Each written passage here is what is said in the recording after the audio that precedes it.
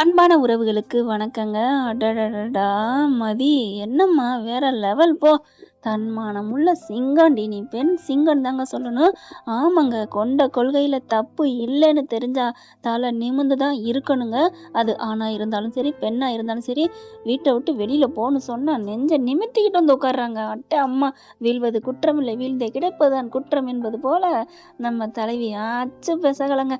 அப்படியே உட்காந்துட்டு இருக்காங்க. இங்க மலரு கொஞ்சம் சொதப்பிருச்சுன்னு தான் சொல்லணும். ஸ்ட்ராங்கா அவங்க தான் சுயமரியாதையும் இழந்துட்டு தானே இருக்கிறாங்க. கொஞ்சமாவது ஸ்ட்ராங்கா அத்தை எப்போ மதி அப்படிலாம் சொன்னா அப்படிங்கிறத சொல்லவே இல்லை. சொல்ல மறந்துடுறாங்க. பயந்தாங்கோலியா இருக்காங்க. ஆனா ரூம்குள்ள போயிட்டு புருஷன்கிட்ட சொல்லி என்ன புண்ணியம்? அதை விட இது நம்பர் 1 பயந்தாங்கோலினா அது நம்பர் 2 அவ்வளவுதான். சுரேஷ் பார்த்தீங்கன்னா கிளம்பிடுறாரு. அவர் வேலைக்கு போயிடுறாரு. இங்க ஆட்கள்லாம் சுத்தி முத்தி அக்கம் பக்கம் உள்ளவங்க சும்மா விடுவாங்களா என்ன? வீட்டுக்குள்ள இருக்கிற வரைக்கும் தான் வீட்டு பிரச்சனை. வீட்டுக்குள்ளேயே நடந்தாலும் சண்டை சச்சரவு வந்தா யாரும் கேட்கத்தான் செய்வாங்க. ஒவ்வொருத்தவங்க வாயை பொறுத்து பயந்துட்டு இருப்பாங்க. ஐயோ அவளா வீட்டுக்குள்ள போனா நம்மள வண்டி வண்டியா கழுவி ஊத்துவா அப்படின்னு வெயிட் பண்ணி வெளியில நிப்பாங்க. வெளியில வர்ற வரைக்கும்னு இப்ப வீதி வரைக்கும் மரும உட்காந்தா வீட்டுக்குள்ளேயே வந்து கேட்குறாங்க. அங்கேயும் கழட்டி விட்டுருது. அதுக்கப்புறம் மலரு சமாதானப்படுத்தி அனுப்பி விட்டுட்டு, அத்தை நான் போய் உட்கார்றேன். நீ ஏண்டி போற? இல்ல நானும் இருந்தா கொஞ்சம் அக்கம் பக்கத்துல 2 பேர் இருக்கான்னு நினைப்பாங்கல்ல அப்படின்ட்டு போகுது. ஆனாலும் போயிட்டு மாமியார் போயிட்டு, ஏய் என்கிட்டயும் மாமனார்ட்டையும் மட்டும் மன்னிப்பு கேட்டு உள்ளரவா? எவ்வளோ கொழுப்பு பார்த்தீங்களா? நான் ஏன் மன்னிப்பு கேட்கணும்? செய்யாத தப்புக்கு. அதே நிலைப்பாடு தான் நம்ம மதிக்கும். இங்க பார் நாங்களாம் மான மரியாதையோட இருக்கிறவங்க. உங்க வீடு மாதிரி இல்ல. சும்மா இழுக்கலாமா? தன்னை பத்தி என்ன சொன்னாலும் தாங்கிக்குவா. தான் பிறந்த வீட்டை பத்தி சொன்னா பெண்களை பொறுத்த வரைக்கும் தாங்கவே முடியாதுங்க. ஆண்கள் வேணா இருக்கலாம் பொறுத்துக்கிட்டு. டக்குன்னு இப்படி பாம்பு திரும்பும் பார்த்தீங்களா? எங்க வீட்டை பத்தி ஏன் இப்ப இழுக்குறீங்க? அப்படிங்கிறாங்க. உன்னையெல்லாம் திருத்தவே முடியாதுடி. ஏன்? நான் ஒன்றும் அவசியமே இல்லை. உள்ளர வந்து மன்னிப்பு கேட்கணும் அவசியம் இல்லை. நான் பண்ணாத தப்புக்கு கேட்க மாட்டேன்னு அடிச்சு சொல்ல, ச்சே அப்படின்னு உள்ளர போயிட்டு அவ மறுபடியும் பொய்ய சொல்லுதுங்க. நீங்க அனுபவிங்க. என்ன கல்யாணம் பண்ணிட்டு வந்தது நீங்க தானே? ஏன்னா கரெக்டா மதி அப்படிதான் கேட்குது. நான் ஏன் போகணும்? நீங்க தானே கட்டிட்டு வந்தீங்கன்னு. அதை சொன்ன கையோட கோவம் வந்துடுது. நான் மாப்பிள்ளைக்கு கால் பண்ணி சொல்றேன் அப்படின்ட்டு போறாரு. இதைத்தானே நாங்களும் எதிர்பார்த்தா. கண்டிப்பா மருமேனை தான் கூப்பிடுவாங்க. அவங்களால சொல்ல முடியலங்க. நீ தானே ஒரு நல்ல பொண்ணா கொண்டாந்து வச்சா பாரு. இதே வேற ஒருத்தவங்க பொண்ணு பார்த்தாங்கன்னு வைங்களேன் இந்த நிலைமைக்கு செம்ம கொடுத்து கட்டியிருப்பாங்க. பொண்ணா பார்த்துருக்கா? பொண்ணா என்ன லட்சணம்? அப்படி இப்படின்னு. ஆனா கண்ணான மருமைங்கிறதுனால ஒன்றும் சொல்லவும் முடியல, மெல்லவும் முடியல, முழுங்கவும் முடியல. கால் பண்ணி சொல்ல போயிடுறாரு. என்னை பொறுத்த வரைக்கும் ஒரே ஒரு கேள்வி என்ன அப்படின்னா, இந்த பிள்ளைய பத்தி எல்லாமே தெரிஞ்சு தானங்க கல்யாணம் பண்ணிக்காங்க. நல்லா தெரியும். ஏற்கனவே மயனோட வேலை போச்சு. பயங்கரமா கம்ப்ளைண்ட் கொடுக்குறவங்க நீதி நேர்மைன்னு தவறாத பெண்மணி நம்ம அழகு மதின்னு தெரியும். தெரிஞ்சும் நெருப்புன்னு தெரிஞ்சும் கையை விட்டுட்டு அப்புறம் அதோட குணம் சுடத்தான் செய்யும். அப்புறம் சுடுதே ஊ அப்படின்னு கத்துறாங்க. இப்ப மாமியார் மாமனார் எல்லாருமே. அதுதான் என்னோடது தெரியல. ஆனா இவங்க நெருப்பா இருந்தாலும் அவங்க தண்ணியா இருக்காங்க மலரு. அதனால அதோட சேர்ந்து அணைஞ்சு குளிர் கஞ்சுக்கிறாங்கன்னு தான் சொல்லணும். இப்ப அவர் மருமையனுக்கு போன போடுறாரு. அங்கே அவர் பார்த்தா என்னாச்சு மாமா இன்னும் அவ மன்னிப்பு கேட்கலையா? அவ அடங்கலையா? அடமாப்புல என்னையா நீ பேசுற? இங்க நடக்குதியா? சந்தி சிரிச்சு போயிருக்கு அப்படின்னு சொன்ன கையோட சரி நான் வர்றேன் அப்படின்னு கிளம்ப ரேவதி என்ன பண்ணுது, நானும் வரேன். நீ எதுக்கு? இல்ல நானும் வரேன். ஏன்னா இவர் ஏதாவது ஓட்ட பஞ்சாயத்து பண்ணிடுவார்னு தெரியுங்க ரேவதிக்கு. அதனால கிளம்பி வராங்க. இங்க மதி இந்த பக்கம் உட்காந்துருக்கு, மலர் அந்த பக்கம் உட்காந்துருக்கு. ஏன் மதி பக்கத்துல போய் உட்கார வேண்டியதானங்க? அதை ஏன் தள்ளி போய் உட்காரணும்? என்ன மதி வா மதி ஏதாவது ஒண்ணு பேச்சு கொடுத்துக்கிட்டு இருக்கணும். பார்த்தா ஒரு வாராரு வரையில எல்லாம் கையமே அங்கே பேச ஐய அப்படின்னு சொல்லிட்டு டக்குன்னு வந்து நிக்கல. என்னம்மா மதி கொஞ்சம் கூட நீ அடங்க மாட்டியா? அப்படிங்கல. நான் எதுக்கு அடங்கணும்? நான் ஏதாவது தப்பு பண்ணனா அடங்குறதுக்கு? ஐயோ அப்படிங்கல. ரேவதி பாக்குறாங்க. மதி என்ன ஆச்சுமா? என்ன ஆச்சு அப்படிங்கல. மலர் தான் பதில சொல்லுது. ஒன்னும் இல்ல. ஏய் என்ன வா உள்ளுக்குள்ள வா எந்திரிச்சு வா அப்படின்னு கூப்பிட மதி எந்திரிக்கவே இல்லை. அதுக்குள்ள மாமியார் மாமனார் எல்லாரும் வெளியே வராங்க. ஆளுக்கு அங்கங்கே கொஞ்சம் கொஞ்சமா கசிய ஆரம்பிக்குது. ஐயோ அசிங்கமா இருக்கே, அவமானமா இருக்கே, இந்த கேடு கட்டவளால இன்னைக்கு பாரு அப்படிங்கல. இங்க பாருங்க அவ்வளவுதான் மரியாதை, இந்த மாதிரிலாம் பேசாதீங்க அப்படிங்கல. பாத்தீங்களா மாப்பிள்ள பாத்தீங்களா இப்படித்தான் பேசுறா. அது என்ன பாத்தீங்களான்னா பேசுறதெல்லாம் நீ பேசி முடிச்சிடற. அந்த பிள்ளை ஒன்று சொன்னோன்னா பாத்தீங்களா பேத்தீங்களான்னு சொல்லிக்கிட்டு இப்போ ரேவதி என்ன பண்ணுது, மதி வாயேன் வீட்டுக்குள்ள வாயேன் ப்ளீஸ் அப்படின்னு கெஞ்ச. முடியாதுக்கா நான் ஒரு தப்பும் பண்ணலக்கா அப்படிங்கிறாங்க. ஏய் நீ அவளை கூப்பிடுற வீட்டுக்குள்ள, நீ வாடி அப்படின்னு மகளை கூப்பிடுதுங்க. மகளை மட்டும் கூப்பிட்டா ஆனா ரேவதிக்கு அப்படித்தான் வயிறு எரியுதுங்க. ஏன்னா தன்னை அப்படித்தானே அங்கே வச்சிருந்தாங்க. பயங்கரமா செம்ம கோவம் வருது. ஆத்தால பாக்குது. அது என்னம்மா நீ வான்னு என்னையே கூப்பிடுற? அப்புறம் என்னடி நீ ஏன்டி இங்க நிக்கணும்? வீதியில நிக்க உனக்கு என்ன தலையெழுத்தா என்ன? என்னம்மா சொன்ன? வீதியில நிக்க உனக்கு தலையெழுத்தா? ஆமாடி, வீட்டுக்கு வெளியில கதவை சாத்திட்டு இவ வேணா இருக்கட்டும், இவளுக்கு திமிரு பிடிச்சவ. நீ வா நமக்கென்ன அப்படிங்கல. அம்மா என்ன பொண்ணுங்கன்னா கிள்ளுக்கிறேன்னு நினைச்சியா? மனசுக்குள்ள வச்சிருந்த செம்ம கோவத்தை ரேவதி தட்டி கட்டி கொட்டி தீக்குறாங்கன்னு பாருங்களேன். என்ன நினைச்சிட்டு இருக்கீங்க? நீங்க உன கல்யாணம் பண்ணுவீங்களா, கல்யாணத்தை பண்ணி கொஞ்சுவீங்களா, பேசுவீங்களா, வேலையை வாங்குவீங்களா? வாடா எதுவுமே இல்ல. தப்ப பூரா நீங்களே பண்ணிட்டு தள்ளி விடுவீங்க, கதவை சாத்திங்க, வீட்டுல வெளில நிக்கட்டுண்டு அசிங்கமா படுத்துவீங்க. அப்புறம் ஆளுங்க பாக்குறாங்க வைக்கிறாங்கன்னு என்ன இப்ப கூட மனசார நீ கூப்பிட நினைக்கலையே, மன்னிப்பு கேட்கல சொல்றீங்க அப்படின்னு சொல்ல, என்னடி இப்படிலாம் பேசுற? அம்மா அம்மா நீ யாருன்னு எனக்கு தெரியும், மதி யாருன்னு எனக்கு தெரியும், சும்மா பேசாத. என்னம்மா வீட்டுக்கு வந்த மருமகளை இப்படிதான் கதவை சாத்தி வெளியே தள்ளுவீங்களா? அது பாவம்மா, வயிறு எரியுமா? பொண்ணுங்க வீட்டுக்கு வந்த மருமகளை வெளியில இந்த மாதிரி தள்ளினா அது படுற பாடுறக்கே அவங்க வயிறு எரிய நம்ம நல்லாவே இருக்க முடியாதுமா. என்ன நினைச்சிட்டு இருக்கீங்க அப்படின்னு கொடுத்து கலட்ட பாக்குறாரு தங்கராஜ். என்ன இவ பேசுறதெல்லாம் மதிக்காக பேசுற மாதிரி தெரியலையே, தனக்காக பேசுற மாதிரில இருக்கு. இவளை நம்ம தள்ளி விட்டோமே, அதை செய்யறாளா அப்படின்னு நினைக்கிறாரு. பேசு பேசு, எவ்வளவு நாள் பேசு, வீட்டுக்கு வா, உனக்கு வச்சுக்கிறேன் கச்சேரி அப்படிங்கிற மாதிரி நினைக்கிறாரு. இங்க பார்த்தா மதி கிட்ட ரேவதி கெஞ்சி கேக்குது. ரேவதி, மதி மதி நான் கெஞ்சி கேக்குறேன், ப்ளீஸ் தயவு செஞ்சு எனக்கா உள்ள வாமா, வெளியில இருக்காத அப்படின்னு கேட்க, இல்லக்கா நீங்க போங்க, என்னெல்லாம் சேர்த்துக்க மாட்டாக்கா, நானே வரேன்னு சொன்னாலும் அவங்களுக்குலாம் மன்னிப்பு கேட்கணுமா, மன்னிப்பு கேட்டா தான் உள்ளுக்க வரணுமா. இங்க பாரு மதி, நானாச்சு வா அப்படிங்கல. தங்கராஜ் என்ன பண்றாரு, நீ ஏன் இதெல்லாம் பேசுற, விடு, எவ்வளவு நேரம் உட்காருதுன்னு பாப்போம் அப்படிங்கிறாரு. இங்க பாரு மதி, நீ மன்னிப்பு கேட்க சொல்லிட்டு தானே போனேன், இப்ப என்ன உங்க அப்பா அம்மாவுக்கு மறுபடியும் கால் பண்ணணுமா அப்படின்னு போன் எடுக்க, பண்ணிக்கங்க, எனக்கு என்ன, அவங்க வந்தாலும் சரி, ஆண்டவனே வந்தாலும் சரி, நான் மன்னிப்பு கேட்க மாட்டேன், ஏன்னா நான் தப்பு பண்ணல அப்படிங்கிறாங்க. அப்படியே ரேவதி என்ன பண்ணுது, ஐயோ இப்ப என்ன பண்ணும், ஆளுக்கு பேச ஆரம்பிக்கிறாங்க.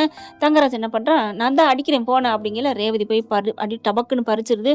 சும்மா இருக்க மாட்டீங்களா, அவருக்கே ஆபரேஷன் பண்ணிருக்கு, ஏற்கனவே இங்க வந்துட்டு போயிருக்காங்கன்னு சொல்றீங்க, அப்புறம் மறுபடியும் அலைய வச்சா என்ன அர்த்தம்? அப்ப எங்க அம்மா அப்பா உங்க வீட்டுக்கு வந்தா என்ன இருக்கும்? அப்படின்னு என்ன என்ன அப்படிங்கல. ஆமாங்க, அன்னைக்கு நீங்கன்னு வாயை திறக்க போறாங்க ரேவதி, பட்டுன்னு வாயை முடிறாரு. என்ன என்ன என்ன அப்படியே கையை புடுங்கிக்கிட்டு சொல்றாங்க நம்ம ரேவதி. ஆமா, என்னைய கதவை சாத்துனீங்கல்ல, தள்ளி வெளியில தள்ளி, அதை எங்க அம்மா அப்பாட்ட சொல்றேன், நீங்க ரொம்ப யோக்கியமான மருமையை நினைச்சிட்டு இருக்காங்கல்ல, தெரியட்டும் உங்க புளிப்பு அப்படின்னு சொன்னோன்னே, ஐயோ இவ என்ன, இங்க பார் பேசாம வாயை மூடு அப்படிங்கல. என்ன மாப்பிள்ள, என்ன அவ சொல்றா? ஒண்ணு இல்ல, நீங்க போங்க, இது நான் பேசிட்டு இருக்கேன். என்ன இதன் சாக்குன்னு என் பேரை டேமேஜ் பண்ண பாக்குறியா? ஆமா, உங்க லட்சணம் தெரியணும்ல.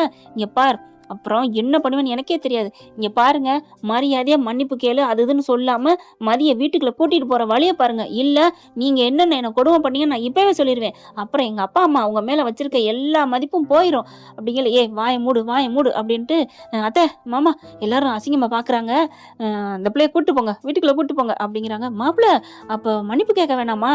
மன்னிப்பு கேட்கறது அப்புறமா பாத்துக்கலாம், இப்ப முதல்ல வீட்டுக்குள்ள கூட்டு போங்க, கூட்டிட்டு போ ரேவதி, போ போ, நீ சொன்னா கேப்பால அப்படிங்கிறாங்க. மதி வாயேன், வீட்டுக்குள்ள வாயேன். மலரும் உடனே, ஆமா மதி வா மதி, நான் வீட்டுக்குள்ள வர்றதா, மன்னிப்புல கேட்க சொல்லிட்டு இருக்காங்க, நான் எப்படி வருவேன்? ஐயோ பாக்குறாங்க. தங்கராஜ் வந்துட்டு, மன்னிப்புலாம் நீ கேட்க வேணாம் போ அப்படிங்கிறாங்க. நீங்க மன்னிப்பு கேட்கலன்னா நாங்க உடனே உள்ளுக்கு போயிடணுமா? இது என்ன உள்ளுக்கு இருக்கிற சொர்க்கலோகமா? நரகத்தை விட கேவலமான வீடு, இதுக்கெல்லாம் நான் வரணுமா? பாத்தீங்களா மாப்பிள்ள, பாத்தீங்களா என்னம்மா பேசுறா உங்களை வச்சுக்கிட்டே அப்படிங்கல. இப்ப என்ன பண்றது அப்படிங்கல. ரேவதி என்ன பண்ணுது, ஒழுங்கா மதிய இப்ப வீட்டுக்குள்ள கூட்டி போக சொல்றீங்க, இல்லைன்னா நீங்க என்னென்ன பண்ணீங்கன்னு நான் சொல்லிடுவேன். சரி விடு விடு அப்படின்ட்டு ரேவதி, மதி போ போ வீட்டுக்குள்ள போ. இல்ல முடியாது, நான் போக முடியாது. ஐயோ இப்ப ஏன் இப்படி அடம் பிடிக்கிற? ரேவதியும் அதே மாதிரி கெஞ்சுறாங்க. மதி, ஏமா இப்படி பண்ற? ஆமா, நான் தப்பு பண்ணலன்னு தெரியும், அப்புறம் ஏன் மன்னிப்பு கேட்க சொல்லணும்?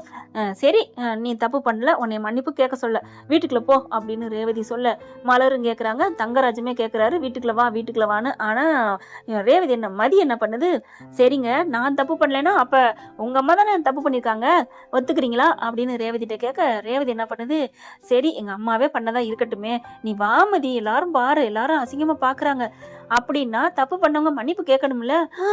ஐயோ மறுபடியும் ஆரம்பிக்கிறாளே மதின்னு மலர் நினைக்க, மாமியார் மாமனார் அவங்களாவே முந்திக்கிட்டு, என்னடி இப்ப நாங்க தப்பு பண்ணோம் மன்னிப்பு கேட்கணுங்கிறியா? நாங்க மன்னிப்பு கேட்கணுமா? அதெல்லாம் முடியாதுடி அப்படின்னு சொல்ல, ரேவதியை பாக்குது மதி. இங்க பாருங்கக்கா, என்ன மன்னிப்பு கேட்க சொன்னாங்களே அதே மாதிரி அவங்க மன்னிப்பு கேட்டா தான் நான் வீட்டுக்குள்ள வருவேன், இல்லைன்னா நான் வரணும்னு அவசியமே இல்லை அப்படின்னு சொல்ல, ஐயோ இது என்ன புது பிரச்சனையா அப்படின்னு மலர் சொல்லுது. தங்கராஜை பாக்குறாங்க. ரேவதி, நீ பாருங்க, மன்னிப்பு கேட்க சொல்லுங்க எங்க அம்மாவை, இல்லைன்னா அவ வீட்டுக்குள்ள போக மாட்டா. ஏற்கனவே அவ போலீஸ் அது இதுன்னு போனவ, மறுபடியும் போனா அவன் தம்பி வேலை போயிடும். தம்பி வேலை போனா நீங்க தான் இப்படி ஒரு பொண்ணை லட்சணமா கட்டி வச்சிருக்கீங்கன்னு உங்க பேரு தான் கெட்ட பேரா போகும். நானும் சொல்லிடுவேன், என்னைய மட்டும் வீட்டை விட்டு வெளியே விரட்டினாரு ஓ மருமைய, அதே மாதிரி ஓ மருமகள் நீ விரட்டினியான்னு நான் சொல்லுவேன் அப்படின்னு ரேவதி தங்கராஜை பிடிச்சி வான்னு வாங்கி விடுறாங்க. அதனால என்ன பண்றாரு, ஒன்றும் பண்ண முடியல. சரி சரி அத்தை போனா போகுது, இங்க பாருங்க எல்லாரும் அப்புறம் பாக்குறாங்க, அசிங்கமாயிரும். அவ கமிஷனர் ஆபீஸ்ல கையில வச்சிருக்கா, அதனால ஒரு பெரிய பிரச்சனை ஆயிரும். இவ இருக்கிற இருப்புக்கு இவ்வளவு அடங்கி இருக்கிறதே பெருசு. இந்நேரம் அவ போலீஸ் ஸ்டேஷன்ல போய் நின்றுப்பா. ஏதோ கொஞ்சம் அடங்கி இருக்கா, மன்னிப்பு கேட்டு வாங்க கூப்பிடுங்க. என்ன மாப்பிள்ள நீங்க இப்படி பேசுறீங்க, நான்லாம் மன்னிப்பு கேட்க முடியாது அப்படின்னு சொல்ல ரேவதி பாக்குது. அம்மா கேட்டு தொலையம்மா, அசிங்கமா இருக்கு பாரு. ஏய் நான் யாரடி நினைச்சிட்டு இருக்க, நான்லாம் கேட்க முடியாது, நான் லட்சுமியாக்கும் அப்படின்னு இருக்க தங்கராஜ் பாக்குறாரு. இவ கேட்டு தொலைக்க மாட்டாதுங்க, நம்ம எல்லாம் நேரம் அப்படின்ட்டு கிட்டக்க வராரு. இங்க பாருமதி, நான் உன் அண்ணன் தான், தங்கச்சி தான் நீ, தங்கச்சிட்ட மன்னிப்பு கேட்கறதுல தப்பு இல்ல, அதனால நான் மன்னிப்பு கேட்கறேன், மன்னிச்சுக்க, இனிமே இந்த மாதிரி பிரச்சனை வராது, வீட்டுக்குள்ள வா. பாக்குறாங்க ரேவதி மலரும், ஐயோயோ ஆலமரத்தையே சாச்சிட்டாலே மதி, பரவாயில்லையே எப்படி அப்படின்னு ஆச்சரியப்பட மதி பட்டுன்னு எந்திரிச்சு யார்ட்டுமே பதில் பேசுறாங்க. சட சட சட சடன்னு உள்ளுக்குள்ள ரூம்குள்ள வேகமா ஹாலுக்கு போயிருது. போன இடம் ரூம்குள்ள போய் உட்காந்துக்கிறது. என்னடி இவ புட்டுங்கின புல்லட்டு மாதிரி போயிட்டே இருக்காளே, ஏண்டி என்ன மாப்பிள்ள, ஏன் மாப்பிள்ள நீங்களாம் மன்னிப்பு கேட்குறீங்க, அத்தை இங்க பாருங்க, ஊர் ஊரம் பாருங்க அப்படின்னு அம்புட்டு பேரும் ஐயோ ஐயோ ஐயோ அப்படியா இப்படியா அப்படின்னு வாயில வச்சுட்டு ஆளாளுக்கு பேசிட்டு இருக்காங்க. இதுக்காகத்தான் போதுமா, நம்ம வீட்டு கௌரவத்துக்காக உங்க மாப்பிள்ள நான் எவ்வளவு இறங்கி போயிருக்கேன் தெரியுமா. ஆமா மாப்பிள்ள, உங்களை மாதிரி மாப்பிள்ள கிடைக்க கொடுத்து வச்சிருக்கணும் அப்படி சொல்ல, ஆமா ஆமா ரேவதி உடனே சொல்லுது, மதியோட அப்பா அம்மா தான் கொடுத்து வைக்கல, மாப்பிள்ள நல்ல மாப்பிள்ளையா கிடைக்கல. ஏண்டி நீ இந்த வீட்டு பொண்ணா அந்த வீட்டு பொண்ணாடி, அவளுக்கே பேசுற, நான் நியாயத்தை பேசினேமா அப்படின்ட்டு மலரு வா வாங்க நீ அப்படின்னு உள்ளார கூட்டிட்டு போறாங்க. நம்ம போய் மதிய சமாதானப்படுத்தணும் அப்படின்ட்டு. ஆமா ஆமா அவ பெரிய அடி வாங்கி இருக்கிறா, சமாதானப்படுத்துறாளாம், அவ சாதிச்சுட்டு வீட்டுக்குள்ள போயிட்டா, வந்திருக்கு பாரு எனக்கு வந்திருக்கு பாரு அப்படிங்கிறாங்க. மாப்பிள்ள வாங்க மாப்பிள்ள வீட்டுக்குள்ள, என்ன எல்லாரும் வேடிக்கை பார்த்துட்டீங்களா, போங்க அதான் முடிஞ்சு போச்சுல, போங்க போங்க நாங்க என்னமோ பண்ணிக்கிறோம், நாங்க ராசி ஆயிட்டோம். இவ வாய்க்கு என்னமோ போங்க அப்படின்னு ஆளாளுக்கு பேசிட்டு போயிடுறாங்க. கதவை டமாலும் சாத்திட்டு ஹாலில் போய் உட்காந்துட்டு இத்துக்குறாங்க. எப்படி ஏமாப்பிள்ள மன்னிப்பு கேட்டீங்க, ஐயோ அத்தை மாமா விடுங்க முடிஞ்சு போச்சு, இனிமே எந்த பிரச்சனையும் இல்லை, நாங்க கிளம்புறோம், ரேவதி வா அப்படின்னு கூப்பிடுறாரு. இல்லைங்க நாங்க ஒரு நாள் அதெல்லாம் தங்க வேணாம், பிள்ளைங்க இங்க இருக்குல்ல கிளம்பு அப்படின்னு கிளம்புறாங்க. அதுக்கப்புறம் மலர் கூட்டிட்டு வேகமா ரேவதிட்டு போயிட்டு, நீ எப்படி ரேவதி நீ என்ன சொன்ன, எப்படி அண்ணன் எப்படி மன்னிப்பு கேட்டாரு, உண்மையை சொன்னேன் அப்படிங்கிறாங்க. உண்மைனா என்ன உண்மை அப்படின்னு நடந்தது பூரா மலர்கிட்ட உண்மையை சொல்லிடுறாங்க. அடி பாவி எல்லாத்தையும் இப்படி கவுத்துட்டியா, ஆமா என்ன கதா பிடிச்சி தள்ளினார்ல, இதை நான் சொல்லிருட்டுமா எங்க அப்பா அம்மாட்டேன்னு சொன்னேன், பயந்துட்டாரு.